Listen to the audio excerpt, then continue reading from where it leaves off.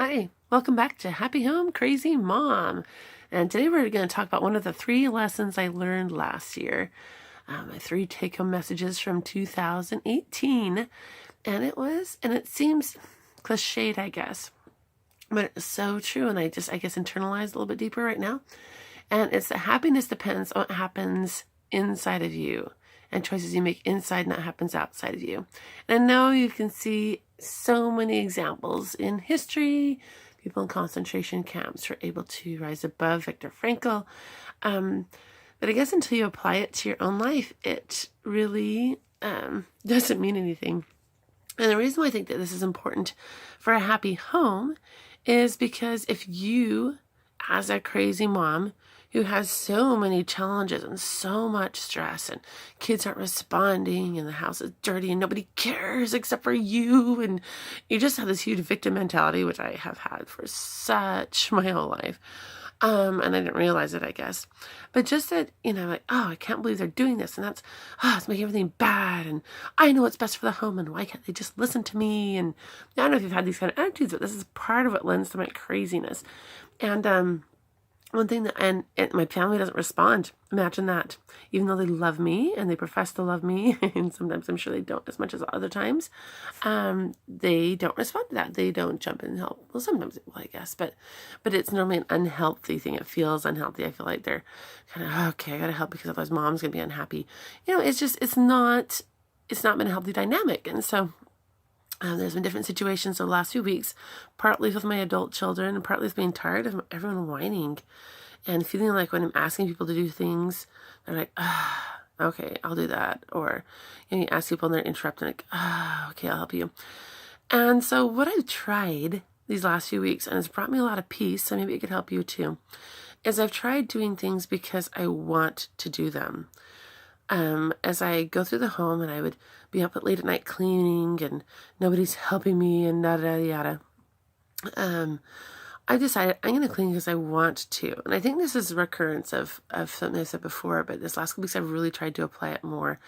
So I've been at the washing dishes or cleaning up or seeing something needs to be done. And my response to people are like, hey, can I help? And I'm like, no, thanks, I got it. And just that expression, no, thanks, I got it. And I have to say it with a genuine heart. Sometimes I have to think about it because I have to make sure my heart is genuine and say, no, thanks, I got it, and really believe that I got it.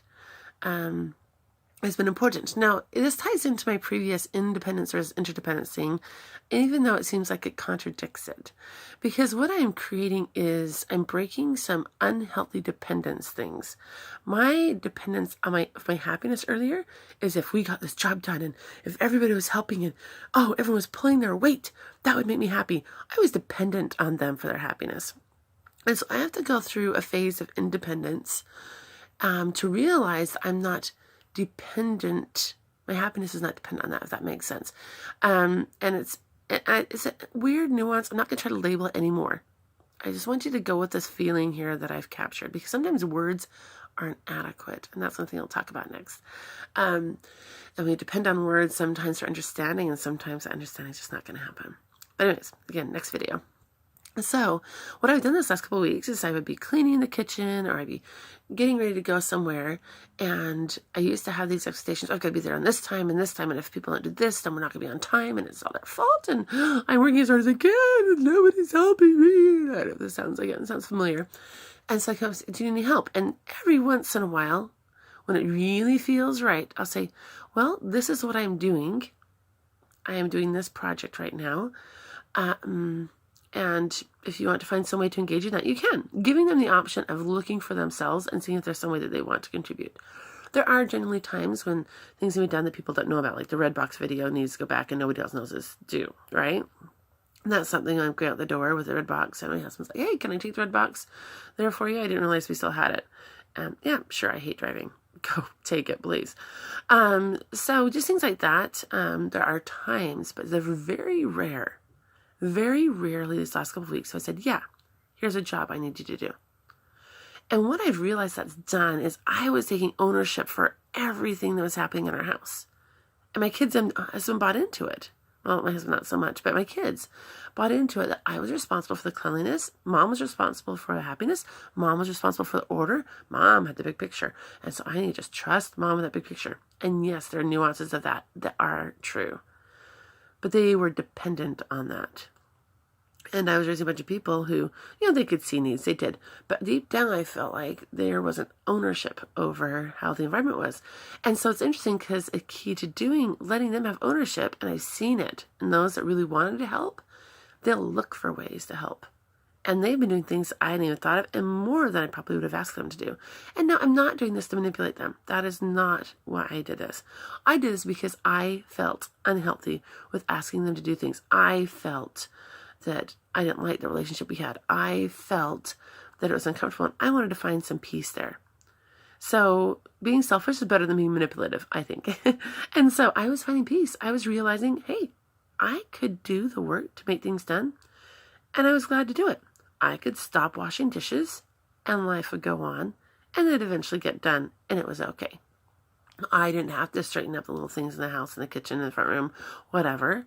I could just go and play the piano if I wanted to, just like my family does things that they want to instead of that. And I just had to rearrange my expectations. But it was my choice to be emotionally engaged in the outcome or success of things, and to choose to be emotionally engaged and responsible for the outcome of everything in the home, whether your kids are getting education, whether you're having time to play the piano, whether you're getting to do some free time, whether you have to clean up everything. That is your choice. Your choice to set those expectations. And until your family decides that they want to be part of it, you can't manipulate, force, or anything into it without creating an unhealthy dynamic. So, take home message, I found happiness. I found peace as I was doing these jobs, and realized I didn't have to have people help to make me happy. I didn't. I could calmly and contently do it. Now, does that mean that when people jump in and help that it's not happier? Yeah. When my kids are just proactively picking up and cleaning up things, there's a lot of euphoria that happens in our home. But that was their choice. That's what interdependence is. They chose to engage because it was their choice, and they wanted to be a part of it. It wasn't Mom creating an unhealthy, manipulative dependency dynamic. So, anyway, I'm going to stop now because I feel like I've said what I need to. Mull over those thoughts, and I hope that your conscience, the spirit, your gut, whatever it is that you listen to, your intuition, will pick up something that's helpful for you to help break those cycles of negative manipulation dependency when it comes to things specifically like who's cleaning the house and who feels responsible for it. Because I think that if you look at it this way, you're going to find a lot of peace and be a little less crazy.